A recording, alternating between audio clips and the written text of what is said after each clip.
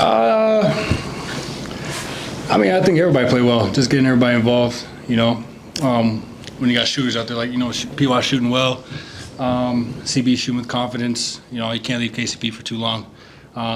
Mike out there, so, you know, having shooters around like that helps and creates some space for me to knock it down. 16 assists for Joker tonight, only 4 points. Have you ever seen a center do that? Do what? 4 points and 16 assists. 5 blocks too. So 5 blocks. Yeah, that's an unusual stat line. I don't know. I have to ask him. Thank you. Sorry you touched on this earlier in your career, but when did you develop that kind of mid-post back to the basket game? Well, I mean, I grew up playing. I was taller than everybody, so I grew up playing the 5. So, you know, my dad and I, we worked in and then out. So the jump hooks, left hand, right hand, that's where I developed that touch, and then just kind of moved my way out. So anything we did with the right hand, we did with the left, and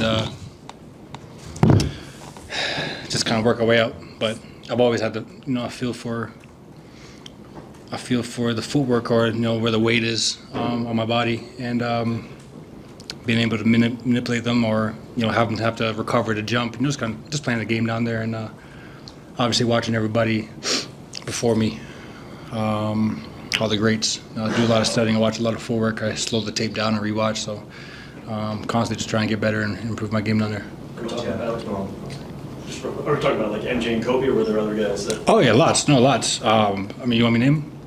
I mean, those were the first things in my mind. Yeah, you're right. Yeah, good job. You're right. Yeah. No, I mean, Kobe, Hakeem, Dirk. I'm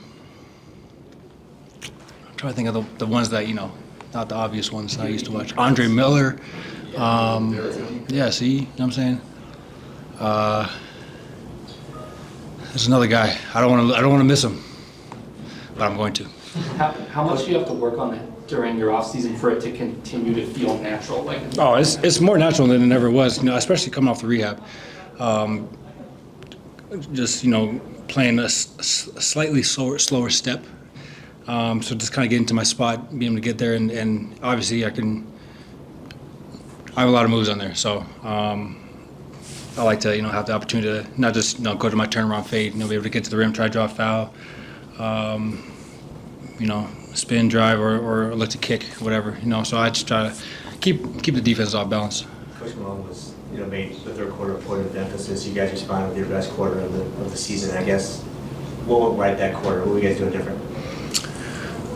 I think we all, as a team, you know, decided to get out there a little earlier.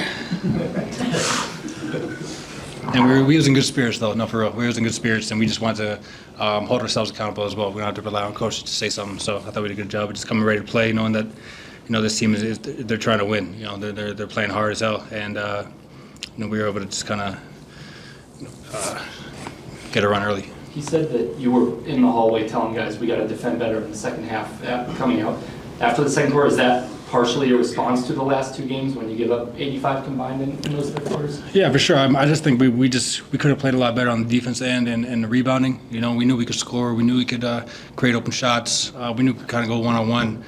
But it felt like a 2-point game at the half. I don't know what it was, but that's what it felt like. And we just knew that we could hold ourselves to a higher standard and take care of business at home and try to get that number 1 seed. When you're driving in pick and roll with DJ versus with Joker, just what are some of the, not just differences there, but like different things that you're trying to look for in those sets? I don't want to give all my tips away, Ryan. Maybe have the ball for a second longer with DJ, because he's holding the screen a little longer. Where there's Joke, we're more in the same line together. Maybe try to snake a little more with. I pick my spot with Joke, but I try to snake a little more with DJ, knowing that he'll roll behind it because he's holding the screen. And then I can look to the weak side. You know, normally the Loma is going to be in because it's DJ. So I'm looking for the corner, if he's going to cut or not. I wanted CB to cut today. He didn't. But yeah, I mean, it's just slightly different. I don't think it's, you know, I don't try to make it too much of a difference. He's still trying to play the game and then put pressure on the low man and have to honor DJ at the rim. Joker is obviously, it's going to be a pocket pass. I'm not throwing it up. How impressed have you been by Reggie and DJ's pick and roll, both when you were out earlier in the season and now? Yeah, they're really good.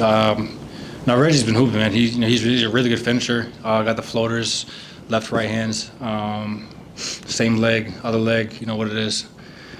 So it puts a lot of pressure on the big to try to contain a good finisher, and on top of that, the roll guy that's jumping like DJ. So I think it's been amazing for us, and also having a single side tag guy. If it's Julian or me today, it was me today.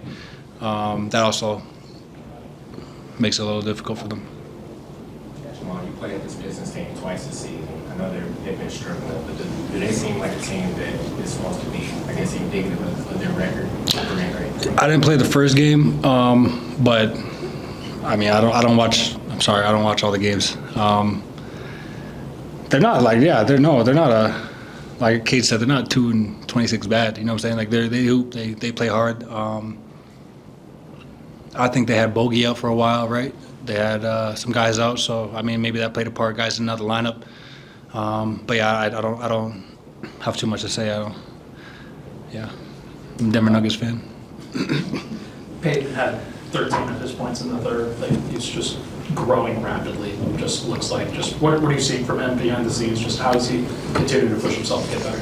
I think it's less about the skill, just more about the confidence. I think he's just playing confident, just finding where he can score, where he can make an impact on the game, defending.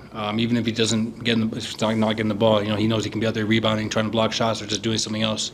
So I think confidence and having a belief in his shot and belief in what he can do on the court. I think everything else will take care of itself. Him, Christian too. I think both the guys have grown tremendously in a small amount of time. So, Julian's next. How does the confidence click? Is it just like you get enough minutes eventually it's going to come with the reps? Or I think it's playing through mistakes. I think that's the biggest one. When I was playing, I could come in. I didn't play a lot my rookie year, but